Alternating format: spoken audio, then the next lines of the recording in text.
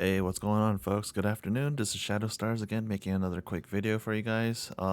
This one is going to be, I guess, another kind of like a part two in regards to that video I did the previous day. So once again, looking at ticker AMC. The person in question this time is going to be this Reddit user. I don't know how to pronounce that, so I'm not even going to attempt it. But this person here, he's an affiliate of Benzinga. So it looks like he has a affiliate link for Benzinga, Karachi. So what? Pakistan made this account in 2013 of June. Biggest thing here is this tackling this issue here today. Data came out today showing top 10 funds hold 14.48% of total shares of AMC. Top institution 42.43. Tackled this exact same issue again. He's doing the same type of mathematical equation of, hey, let's add in the 14.48, 42.3, add on the 80% of retail, and bam, look at how much of the total are synthetic fake shares.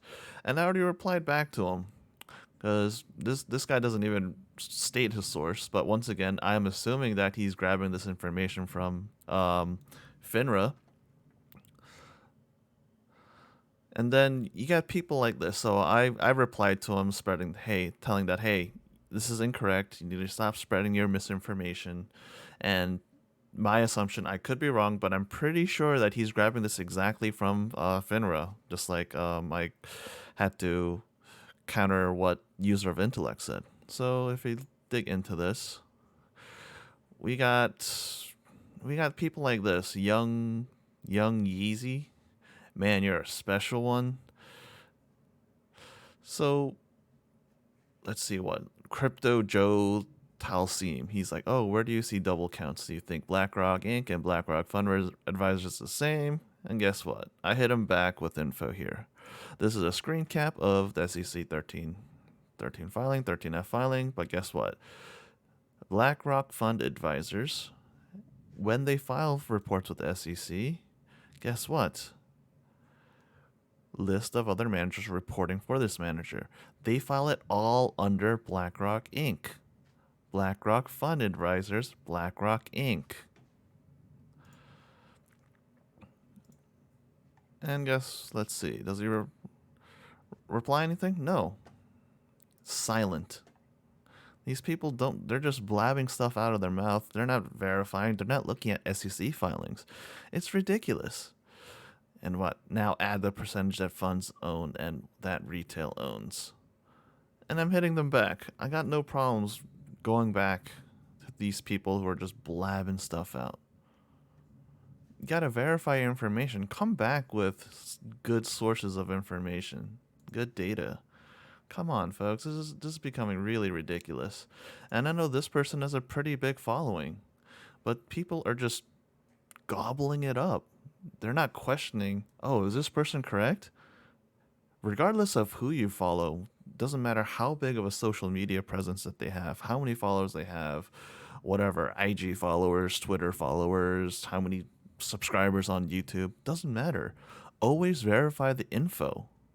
Those people can make mistakes. Certainly I can make mistakes. I got no problems admitting to it.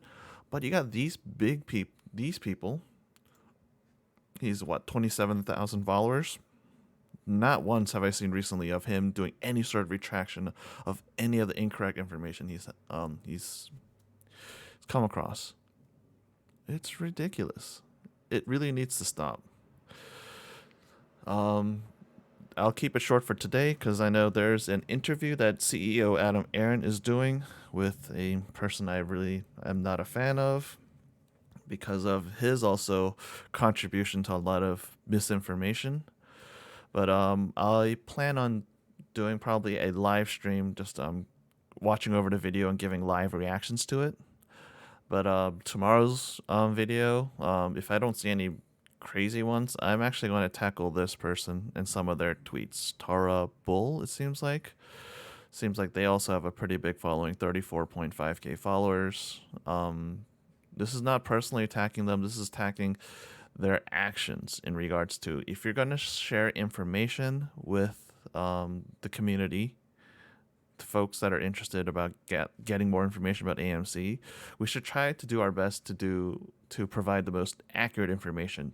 And in order to do so, we should try to get data directly from the source instead of, hey, this person filed this, but then he's retweeting it from this, or they compiled it from this Reddit post, who watched it from this YouTube video, or whatever. Get it directly from the source. Instead of using this site, such as Fintel, they filed a 13F. Go directly to the SEC website. Pull up their 13F. Open the filing. Take a look at the information that these institutions are submitting to the SEC.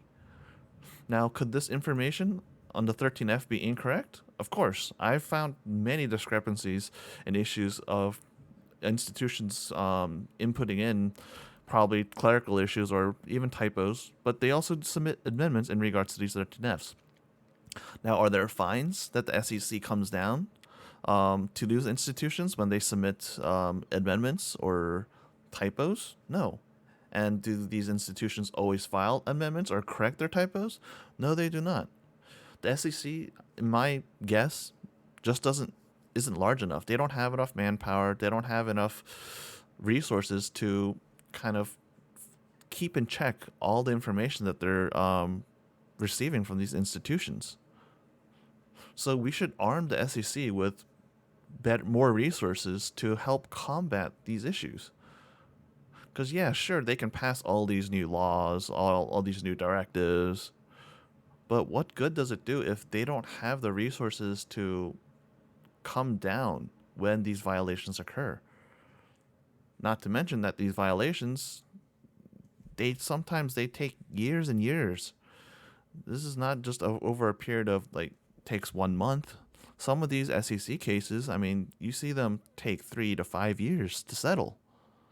And a lot of the times, these institutions, they don't admit any sort of wrongdoing. They don't admit any sort of mistake. They just say, oh, hey, we got into this lawsuit and we're going to pay this fine. But that's a topic for a different thing. But today, the real big thing I wanted to tackle was this person. I'm also tracking this person because they say all sorts of ridiculous stuff, including this unusual options activity. Hey, there's a lot of open interest on that date.